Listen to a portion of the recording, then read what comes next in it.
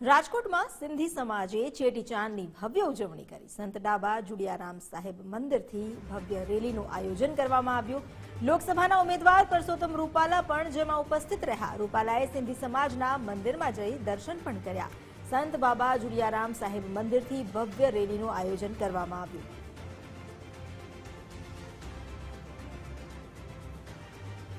પરસોત્તમ રૂપાલા પણ સિંધી સમાજના મંદિરમાં પહોંચ્યા અને ત્યાં દર્શન કર્યા। સિંધી સમાજ સાથે વાત પણ કરી। આગેવાનો સાથે તેમણે આ રેલીમાં ભાગ લીધો। રાજકોટમાં જ્યાં આજે ચેટીચાંદની ભવ્ય ઉજવણી સિંધી સમાજ દ્વારા કરવામાં આવી છે અને સંત બાબા જુડિયારામ સાહેબ મંદિરથી એક ભવ્ય રેલીનું પણ આયોજન કરવામાં આવ્યું। જો કે આ ધાર્મિક કાર્યક્રમમાં પરસોત્તમ રૂપાલા પણ ઉપસ્થિત રહ્યા અને તેમને સિંધી સમાજના લોકો સાથે વાત કરી, સાથે જ તેમના મંદિરમાં જઈને દર્શન કર્યા, આસ્થાપૂર્વક શીશ ઝુકાવ્યું।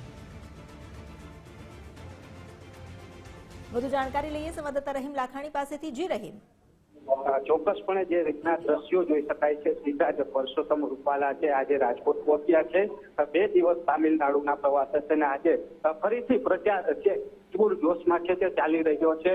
એટલે કહી શકાય કે હાલ જે સિંધી સમાજ છે તેના મંદિર ખાતે તેઓ પહોંચ્યા છે અને ત્યાં આશીર્વચન લઈ રહ્યા છે, કારણ કે આજે ચેટીચાંદ છે ને ચેટીચાંદને લઈને જે રીતના સિંધી સમાજનો ભવ્ય બાઇક રેલીનું આયોજન કરવામાં છે। જે જંકશન સુરતમાં આવેલું ત્યાં હાલ તેઓ આશીર્વચન મેળવી રહ્યા છે અને ત્યારબાદ તેઓ એક જે સિંધી સમાજનો સ્ટેજ પ્રોગ્રામ છે ત્યાં તેઓ હાજરી આપવાના છે ને ત્યાં તેઓના દ્વારા એક પ્રવચન પણ છે તે કરવામાં આવશે અને ત્યારબાદ જે રેલી છે તેને પ્રસ્થાન આપવાના છે।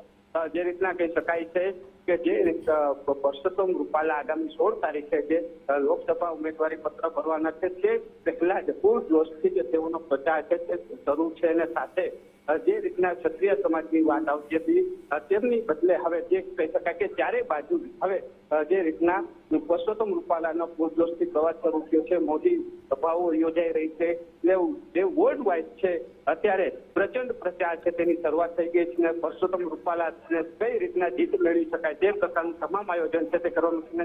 જે ચેટીચાંદને લઈને હાલ જે સિંધી સમાજનું મંદિર છે ત્યાં તેઓ પહોંચ્યા છે, દર્શન કરી રહ્યા છે અને ત્યારબાદ એક સ્ટેજ પ્રોગ્રામમાં પણ તેઓ હાજરી આપવાના છે।